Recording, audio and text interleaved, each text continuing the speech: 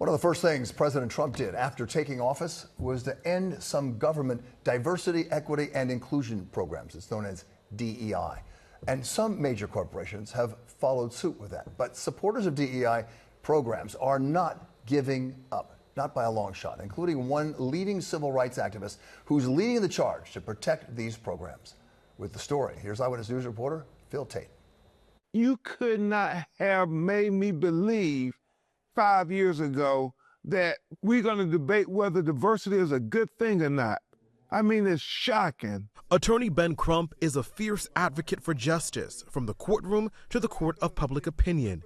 He's outraged following President Trump's blitz of executive orders, uprooting diversity, equity, and inclusion programs planted in the 1960s legislative movement, requiring companies to comply with anti-discrimination laws. What potential impacts could this have on several communities? It's going to have a great impact on communities of color, but it's also going to have an impact on all the other people who were greater beneficiaries because of diversity, equity, and inclusion programs, like white women, like Hispanic men and women, like Asian men and women. When you look at who benefited the most from DEI initiatives, Black people were last on the list. Experts say DEI was created because marginalized communities have not always had equal opportunities. I think it's very tricky because there is historic unfairness. NYU professor Allison Taylor, whose research focuses on corporate responsibility and business ethics, weighs in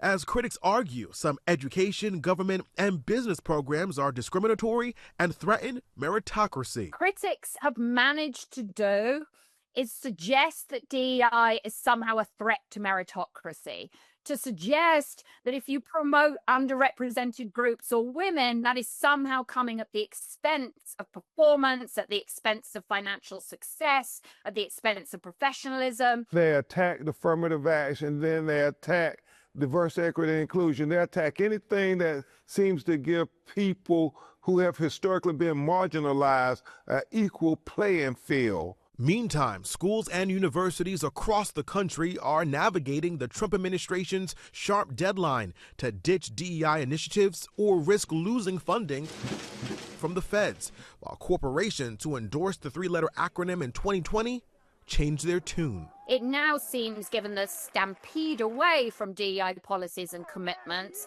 that what companies were doing all along was responding to the legal environment, the political environment, and then, frankly, who's yelling at them on social media. The NAACP and civil rights leaders are now calling on Black consumers to direct buying power away from companies that have cut or scaled back DEI commitments like Walmart, Target, Meta, and Starbucks. Let Donald Trump stop us in 90 days from boycotting them.